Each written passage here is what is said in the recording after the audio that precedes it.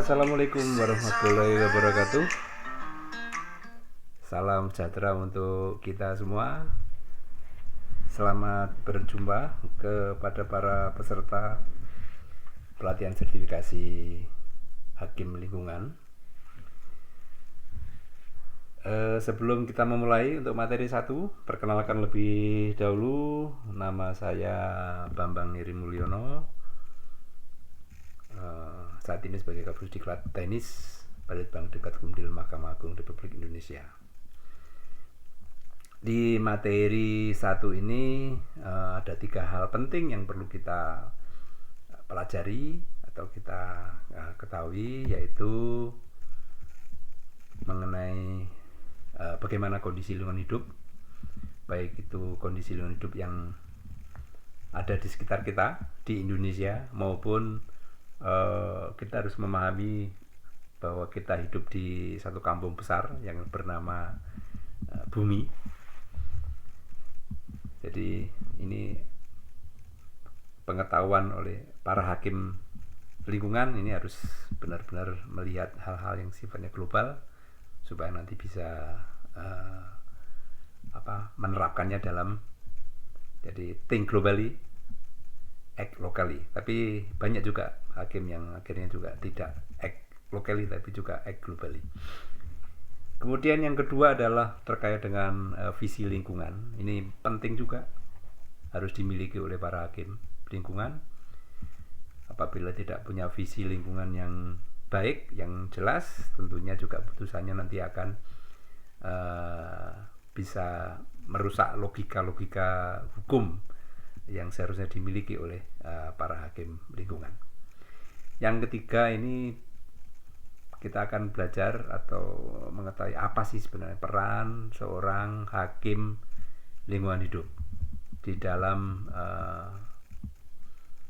melihat kondisi lingkungan, kemudian setelah memiliki visi lingkungan. Yang ketiga ini bagaimana kita melakukan aksi. Perannya hakim lingkungan ini di mana yang diharapkan oleh dunia atau yang diharapkan oleh negara. Nah, tujuan instruksional di dalam materi 1 ini, jadi selain Anda mengikuti tayangan dari video ini, juga kewajiban untuk membaca mengenai materi yang berupa narasi, karena itu penting untuk dipahami bahwa tujuan instruksional di materi 1 ini adalah supaya para peserta sertifikasi ini punya kemampuan untuk memahami, kemudian bisa menjelaskan kondisi-kondisi lingkungan. Jadi tidak hanya terkait dengan hukum lingkungan, ilmu lingkungan juga harus dipahami oleh para peserta. Artinya dasar-dasar ilmu lingkungan ini harus banyak dimengerti dan dipahami oleh peserta. Kaitannya juga ini dengan bagaimana adanya degradasi lingkungan, kemudian apa yang menyebabkannya, dan bagaimana kira-kira solusi untuk mengatasi supaya bisa mencegah terus-menerus terjadinya penurunan kualitas lingkungan hidup. Kemudian yang kedua adalah diharapkan bahwa visi lingkungan yang dimiliki oleh para hakim lingkungan nantinya benar-benar dipahami dan meresap, kemudian juga tidak hanya di level pemahaman juga, tapi harus di level aksi atau direalisasikan dalam suatu wujud perilaku maupun di dalam putusan-putusannya nanti. Oleh karena itu, karena hakim lingkungan ini di dalam putusannya nanti diharapkan juga menjadi putusan-putusan yang sangat berkualitas, maka juga perlu untuk supaya melihat perannya di dalam penegakan hukum lingkungan ini, perlu juga melihat kira-kira role model seperti apa hakim-hakim lingkungan hidup yang ada di Indonesia maupun yang ada di level internasional. Nah, ini sebelum kita membahas lebih lanjut mengenai lingkungan hidup, perlu juga kita melihat tayangan video ini yang akan memperlihatkan bagaimana kerusakan lingkungan.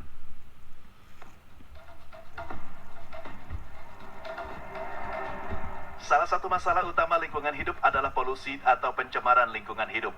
Menurut penelitian, diperlukan jutaan tahun untuk menyembuhkan polusi udara, air, dan tanah agar dapat normal kembali. Sektor industri dan asap kendaraan bermotor menjadi sumber utama polusi udara. Sedangkan polusi air lebih banyak disebabkan oleh tumpahan minyak, hujan asam, dan limbah perkotaan. Dan polusi tanah yang disebabkan oleh limbah industri yang merusak zat nutrisi di tanah yang penting bagi tumbuhan.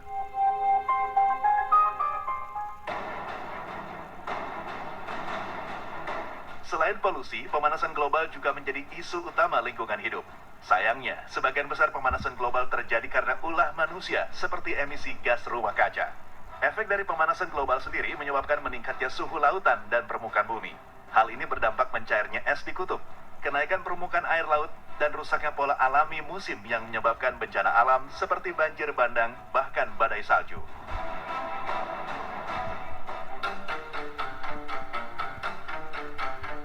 Masalah yang dianggap sepele seperti membuang sampah sembarangan, seperti limbah plastik dan limbah rumah tangga juga menjadi masalah besar untuk lingkungan hidup.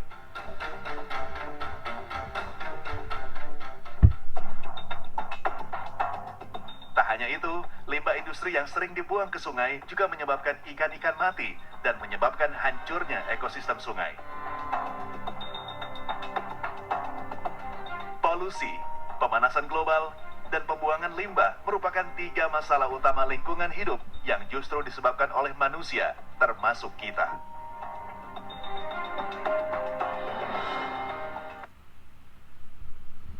Nah, itu adalah tayangan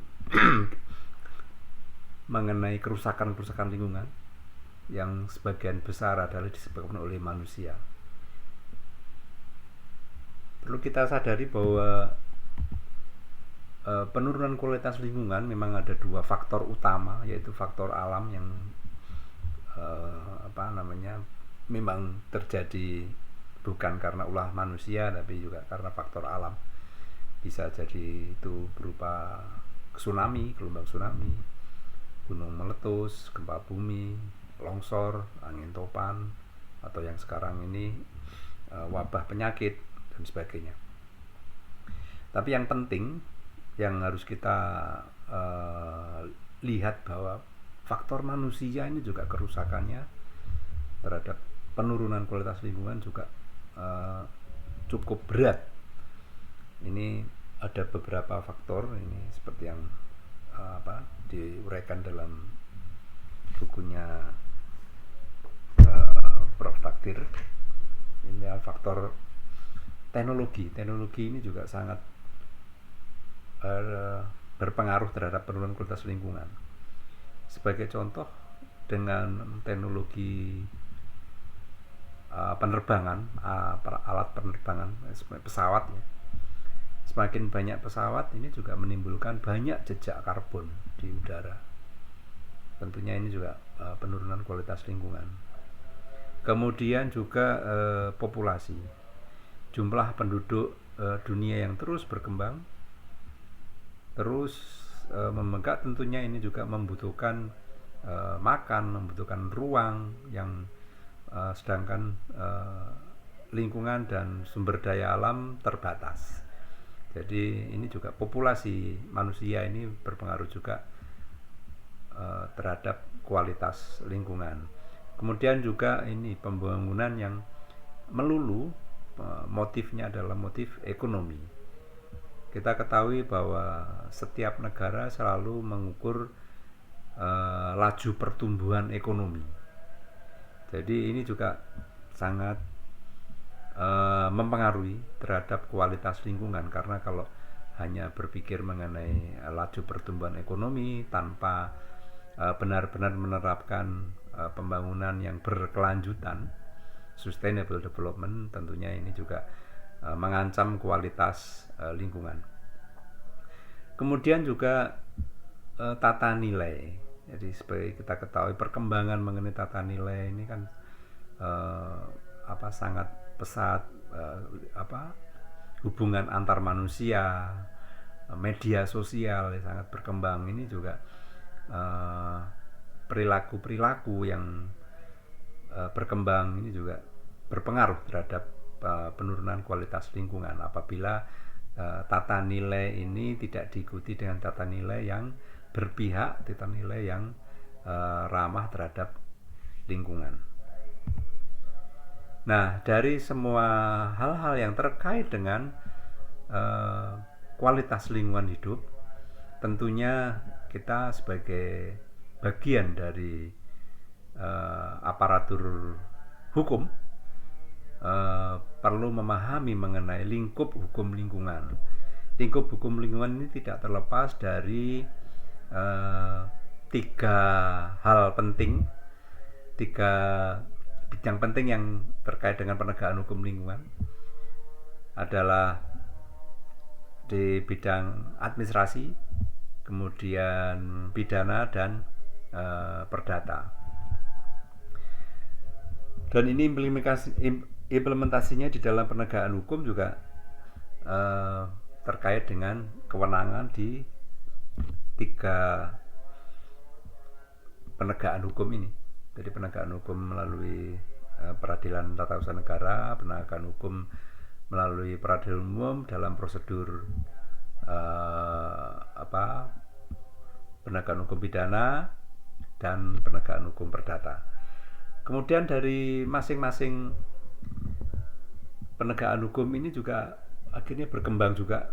Sebagai contoh, di dalam penegakan hukum perdata yang secara konvensional ada dua, yaitu perbuatan melawan hukum dan administrasi misalnya.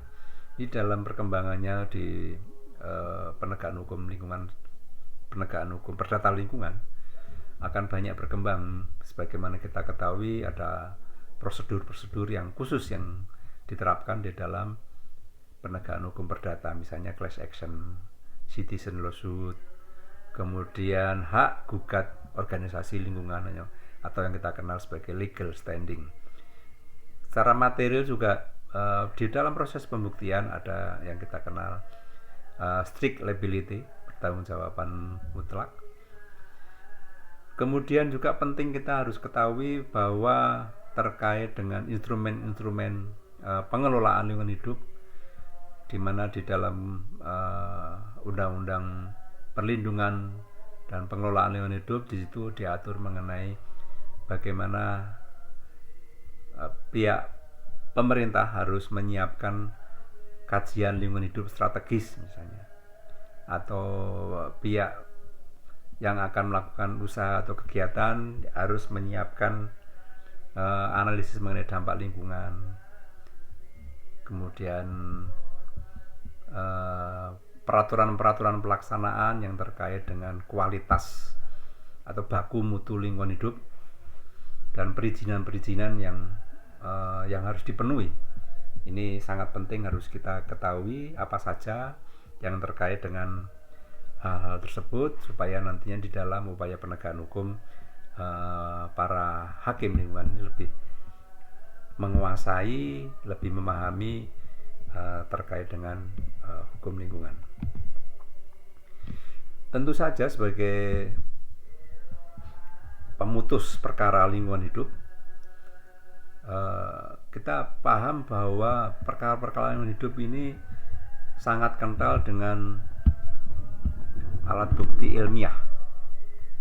Jadi ini nanti akan diterapkan mengenai prinsip-prinsip atau asas-asas yang sangat terkait dengan bagaimana menerapkan alat bukti ilmiah. Nanti karena dampak dari lingkungan ini kan seringkali jangka panjang. dan banyak sekali dampak lingkungan yang tidak terpulihkan. Ya, kehancuran-kehancuran itu tidak bisa terpulihkan dalam waktu dekat, paling tidak. Perlu waktu yang sangat panjang. Sedangkan di proses peradilan ini kan apa yang terjadi, kemudian dampaknya masih jangka panjang, dan proses peradilan juga terbatas waktunya. Oleh karena itu wawasan berpikir seorang hakim lingkungan harus bisa menjangkau jauh ke depan, juga menjangkau jauh ke belakang sebelumnya. Di dalam proses peradilan, tentu saja karena ada bukti-bukti ilmiah yang diandalkan untuk menentukan suatu putusan, maka pendapat ahli, kemudian hasil dari kajian-kajian ilmiah, para ahli yang secara teknis menguasai hal-hal khusus, kemudian juga metode untuk pengambilan alat bukti ini sangat penting untuk diketahui oleh para hakim, karena ini sangat menentukan ketika alat-alat bukti tersebut dibawa di dalam proses peradilan, sehingga alat-alat bukti ilmiah ini nantinya harus oleh hakim lingkungan harus bisa dibawa menjadi alat bukti hukum yang menentukan arah dari putusan pengadilan. Jadi memang berbeda analisis akademisi dengan analisis hakim, tentunya dengan sudut pandang yang berbeda. Seringkali inilah yang menjadi pokok bahasan ketika ada bukti ilmiah yang dibawa oleh para akademisi di dalam proses mengadili perkara-perkara lingkungan. Nah, disinilah peran penting hakim, dalam hal ini adalah hakim lingkungan, karena ada beberapa poin yang menjadi peran penting seorang hakim lingkungan. Yang pertama, sebagai hakim, sebagai penentu keadilan lingkungan, tentu saja di sini bahwa pelindungan lingkungan hidup tidak hanya sebatas sebagai prinsip, tapi sudah menjadi norma hukum dalam undang-undang. Di banyak kasus, perkara lingkungan hidup merupakan titik temu dari penegakan hukum administrasi, hukum perdata, dan hukum pidana. Dengan terbukanya kesempatan untuk membawa perkara lingkungan hidup ke pengadilan dalam ketika prosedur hukum tersebut, maka makin besar pula peran hakim dalam memberikan putusan yang tidak hanya adil bagi masyarakat, tapi juga adil bagi lingkungan. Disitulah perannya sebagai penentu keadilan lingkungan. Kemudian yang kedua, bahwa putusan hakim bisa mencegah kerusakan lingkungan. Logikanya adalah bahwa hakim juga dapat berperan di dalam upaya pencegahan kerusakan lingkungan. Misalnya, hakim pada peradilan tata usaha negara berperan memastikan mengenai kesesuaian surat keputusan pejabat tata usaha negara terkait dengan perizinan lingkungan dengan peraturan perundang-undangan yang mengaturnya, termasuk dalam hal terdapat gugatan warga negara atau citizen lawsuit yang diajukan masyarakat terdampak dari kegiatan lingkungan, atau gugatan organisasi lingkungan hidup, legal standing, di mana NGO selaku wakil kepentingan lingkungan hidup. Disitulah putusan hakim sangat penting ini untuk upaya-upaya mencegah kerusakan lebih lanjut dari suatu kegiatan atau usaha. Yang ketiga adalah peran penting hakim di dalam pemulihan lingkungan, Kalau tadi terkait dengan pencegahan, di pemulihan lingkungan. Pada perkara pidana, hakim dapat berperan dalam pemulihan lingkungan hidup dengan menjatuhkan putusan yang tidak hanya bersifat penghukuman punitif, tapi juga mengedepankan proses pemulihan lingkungan hidup.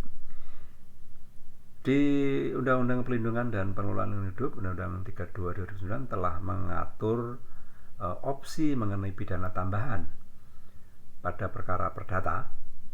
Hakim juga hendaknya dapat menjatuhkan putusan yang memperhatikan pemulihan lingkungan hidup dengan mempertimbangkan keadilan dan kemanfaatan dari lingkungan hidup. Kemudian di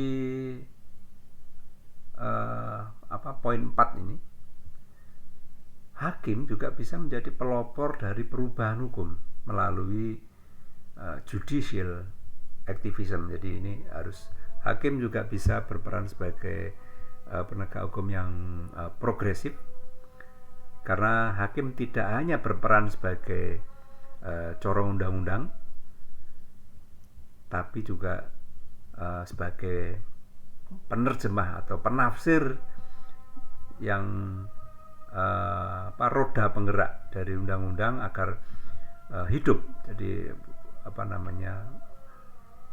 ini sesuai dengan nilai dan norma yang terdapat dalam kebutuhan masyarakat. Ini judicial activism ini menjadi hal yang strategis bagi hakim untuk menafsirkan kekosongan hukum. Ini tentunya juga terkait dengan pasal 5 dan pasal 10 Undang-Undang Kekuasaan Kehakiman yang memang memberikan keleluasaan bagi hakim untuk menemukan hukum atau rechtfinding.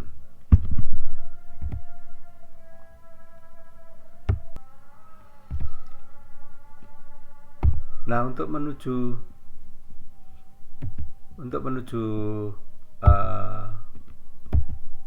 peran penting hakim tersebut, tentunya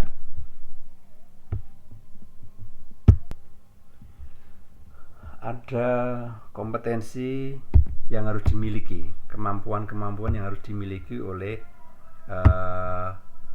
hakim.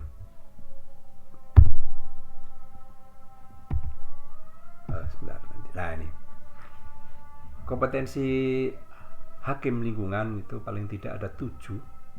Yang pertama adalah hakim lingkungan harus paham mengenai ilmu lingkungan, seperti awal tadi saya sebutkan bahwa tidak hanya hukum lingkungan. Hakim lingkungan juga harus paham mengenai ilmu-ilmu dasar mengenai lingkungan hidup dan sumber daya alam. Kemudian yang kedua adalah etika lingkungan.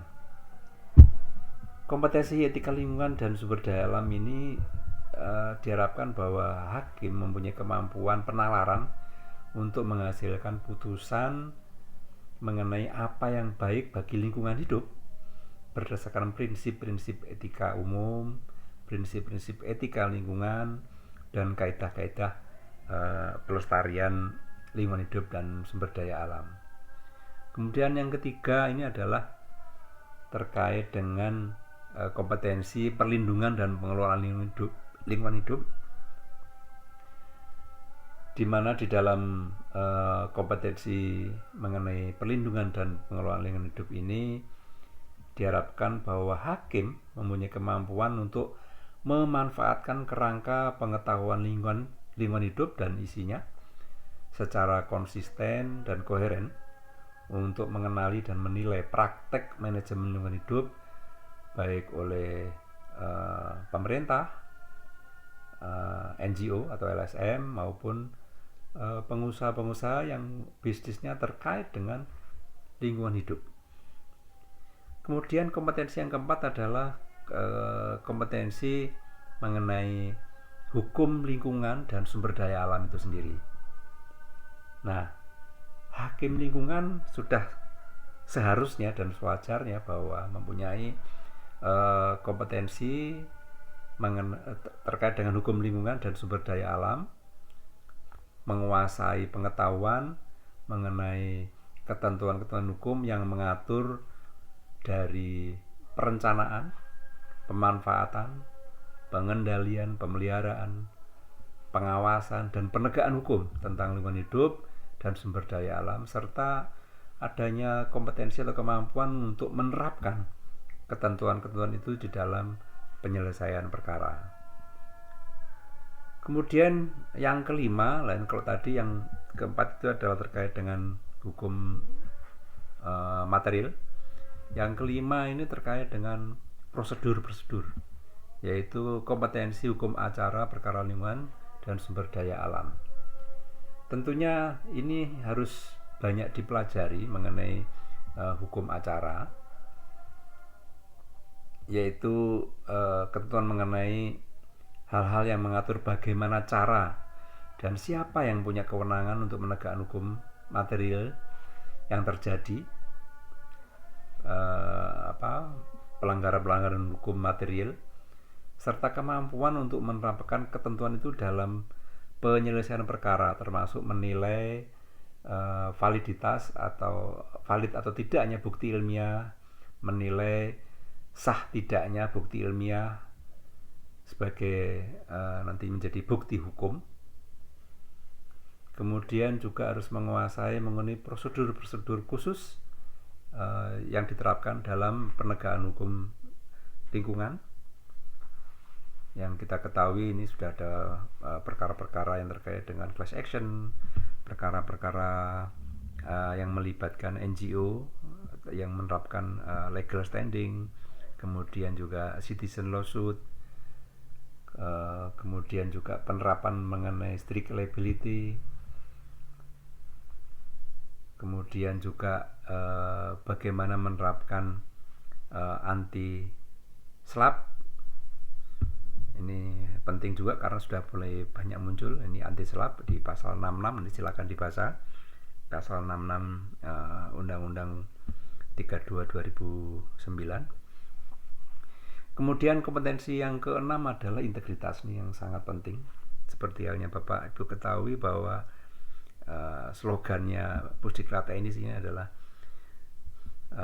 integrity is priority. Jadi ini penting bahwa apabila hakim lingkungan sudah mempunyai kompetensi, sudah benar-benar integritasnya baik, maka semua hal yang terkait dengan penegakan hukum, terkait dengan penanganan perkara pasti akan mencari hal-hal yang menuju memenuhi sesuai dengan integritasnya tersebut. Ini kompetensi ini akan terus dikembangkan terkait dengan integritas ini. Manakala hakim integritasnya jatuh atau integritasnya tidak baik, sudah dapat dipastikan bahwa produk putusannya pasti tidak akan baik. Apalagi di dalam penegakan hukum lingkungan, cobaan atau intervensi dari pihak-pihak yang menginginkan perkaranya dimenangkan sangat besar. Bahkan analisis beberapa pakar hukum menyebutkan bahwa godaan di proses perkara lingkungan hidup ini jauh atau lebih berat daripada perkara-perkara tipikor, karena lingkupnya juga sangat luas, juga melibatkan pihak-pihak yang mempunyai kuasa maupun mempunyai kuasa di bidang finansial, sehingga ini juga integritas sangat penting. Kompetensinya harus dimiliki oleh para hakim lingkungan hidup. Kemudian yang ketujuh ini judicial activism, ini satu hal yang seringkali disebut dan sebenarnya bukan hal yang baru, karena kita sudah mengenal mengenai rechtfinding, atau di sistem di common law ada judgment law, meskipun kita juga ada menerapkan mengenai judgment law dengan batasan tertentu.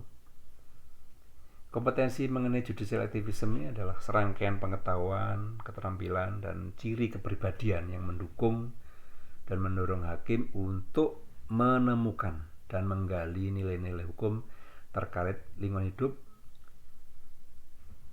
meskipun itu tidak sesuatu yang tertulis, tapi harus juga menggali nilai-nilai yang hidup dalam masyarakat, dan pengertian masyarakat itu tidak hanya masyarakat lokal, tapi kita juga harus melihat masyarakat secara global, dunia.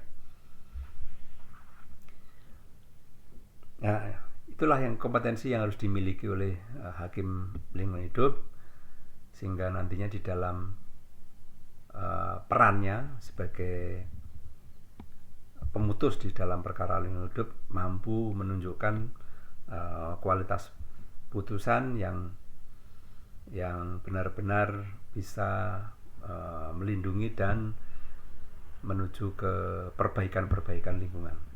Nah, ini ada role model yang perlu kita lihat dan kita contoh. Ini ada banyak sebenarnya, hanya saya tampilkan beberapa saja. Di dalam materi yang berupa teks atau narasi, Anda bisa lihat di situ contoh-contoh beberapa putusan yang mengarah pada judicial activism. Ini seperti yang disampaikan oleh Profesor Paulus Effendi Lutulung, bahwa hakim bukanlah corong undang-undang, yang dalam bahasa Perancisnya la bouche de la loi. Kemudian ada putusan yang di Filipina yang memutuskan, ini sesuai dengan apa yang tertuang di dalam konstitusi Filipina, bahwa hak next generation ini, atau yang kita sebut sebagai intergeneration equity, itu diterapkan oleh hakim agung di Filipina, sehingga perlindungan terhadap hutan. Jadi ini ada semacam gugatan yang terkait, yang dilakukan oleh seorang pengacara bernama Antonio Posa. Itu diterapkan asas intergeneration equity yang melindungi hak generasi yang akan datang, meskipun itu masih dalam kandungan, untuk menikmati keharmonisan lingkungan yang baik dan sehat. Demikian pula putusan Profesor Paulus Effendi Lutulung yang mengakui organisasi lingkungan, yaitu WALHI, yang waktu itu di undang-undang belum ada pengakuan mengenai legal standing, tapi Profesor Paulus Effendi Lutulung berani memberikan pengakuan terhadap organisasi lingkungan, yaitu WALHI, yang sebagai subjek hukum yang memiliki hak untuk menggugat atau legal standing. Kan kemudian itu akhirnya dicantumkan di dalam undang-undang lingkungan, yaitu undang-undang 2397 dan selanjutnya yang terakhir 32 2009.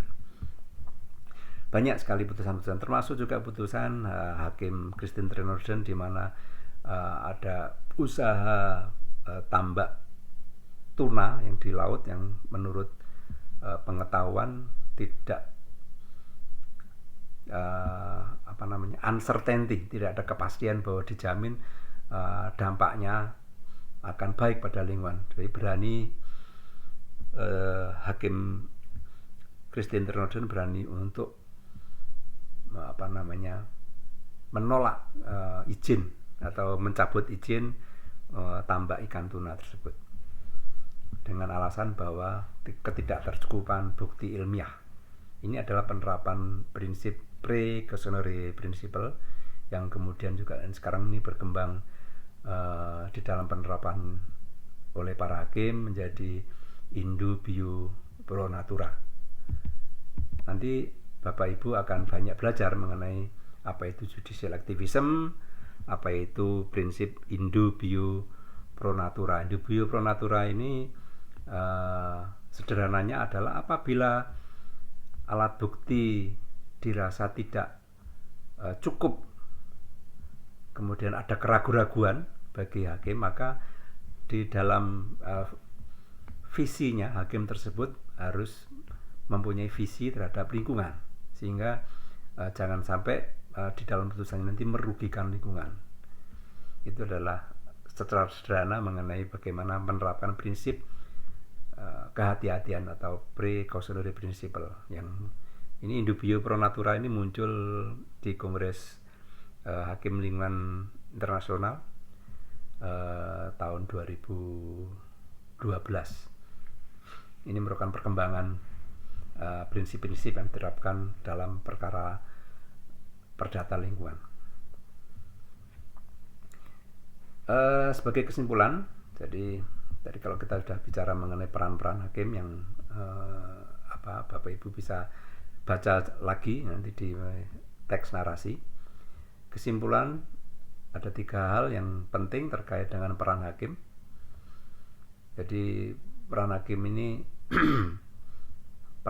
sangat penting untuk mewujudkan keadilan yang pro lingkungan, dan apabila hakim tidak memperhatikan lingkungan hidup, maka tentunya akan mempengaruhi terwujudnya eco-justice atau keadilan lingkungan, dan berakibat pula kepentingan lingkungan hidup dan keberlanjutannya tidak dapat terlindungi. Ini implikasinya akan banyak sekali, termasuk juga hak-hak generasi yang akan datang juga tidak akan terlindungi apabila putusan hakim ini tidak berpihak pada lingkungan hidup. Kemudian juga di dalam proses penyelesaian lingkungan hidup, hakim harus, ini sebenarnya mirip-mirip. Jadi di dalam proses perkara lingkungan hidup harus memperhatikan deep ekologi. Ini adalah falsafah bahwa dalam perkara lingkungan hidup itu hakim harus memiliki filosofi mengenai perlindungan lingkungan, kepentingan untuk lingkungan. Kemudian yang ketiga adalah bahwa hakim dalam memeriksa memutus perkara lingkungan hidup harus mengedepankan aspek-aspek lingkungan hidup. Ini sebagai argumentasi hukum atau pertimbangannya di dalam putusan. Ini adalah tujuannya supaya terwujud bahwa peradilan lingkungan hidup dapat melindungi kelestarian fungsi ekosistem. Jadi inilah yang kenapa perlu adanya hakim-hakim yang menangani perkara hidup adalah hakim-hakim yang bersertifikat lingkungan hidup, karena pemahaman-pemahaman yang mungkin agak berbeda sedikit dengan pemahaman yang diberlakukan secara umum, seperti misalnya keberpihakan pada lingkungan, dalam artian bahwa keberpihakan bukan berarti ini melanggar imparsialitas, tapi ini adalah supaya mempertimbangkan hal-hal yang terkait dengan kelestarian fungsi lingkungan hidup atau kelestarian fungsi ekosistem. Jangan sampai nanti putusan hakim itu justru menimbulkan sindiran yang membuat malu korps hakim. Atau ini ada sindiran-sindiran satir. Saya rasa ini Bapak Ibu semua sudah tahu, ada putusan waktu itu di Pengadilan Negeri Palembang, dan ini bukan berarti kita ingin menjatuhkan teman yang telah memutus perkara tersebut, tapi ini menjadi pembelajaran untuk kita bahwa putusan yang tidak bisa diterima secara logik itu akan menimbulkan, sekarang ini kan sudah medsos sangat berkembang, hal-hal yang demikian menimbulkan banyak meme atau satir ya, sindiran-sindiran. Nah, ini contoh-contoh bahwa apabila putusan kita tidak bisa diterima akal, ini masyarakat langsung mencibir.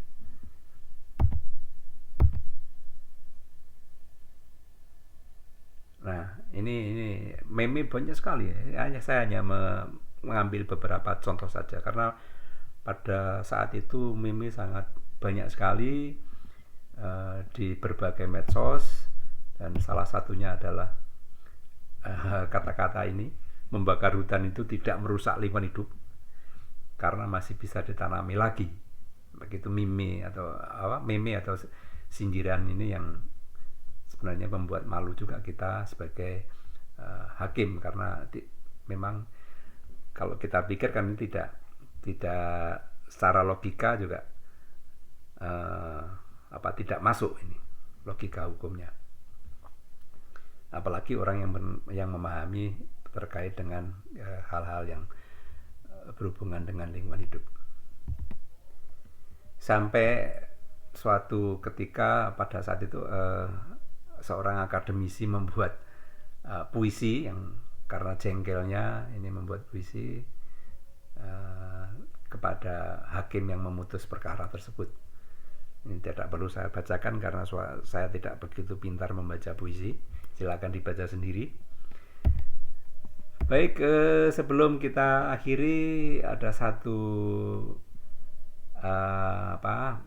pertunjukan artistik yang mungkin bisa menggugah juga kesadaran lingkungan kita semua. Think they can make it a better place.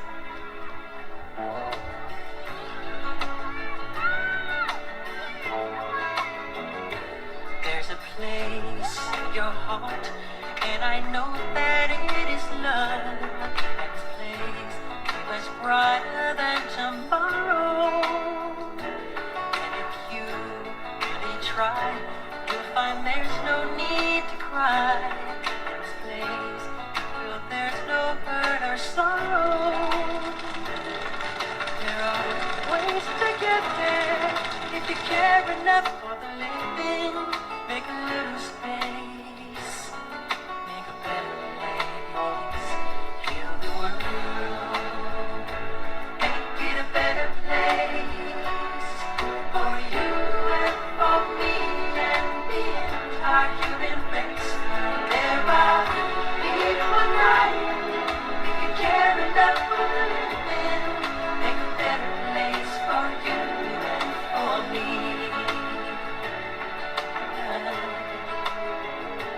If you want to know why, there's a love that cannot lie. Love is strong, it only cares for joyful giving. If we try, we shall see. In this bliss we cannot feel. There are dreams, stop existing and start living. Then it feels that always nothing was growing. Make a better world. Make a better world. Heal the world. Make it a better place for you and for me and the entire human race.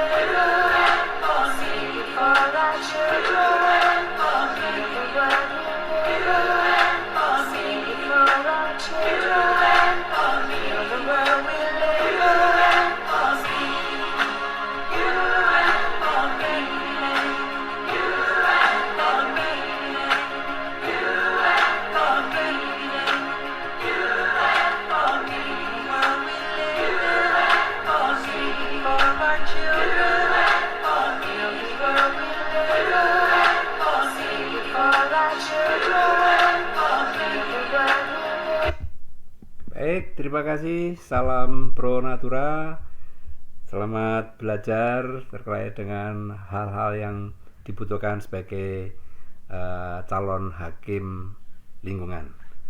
Terima kasih. Wassalamualaikum warahmatullahi wabarakatuh.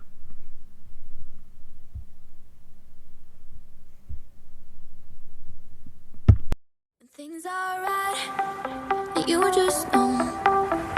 There is something in your eyes that brings me home. 'Cause when there's love, you don't let go. So as long as you're with me, you're not alone.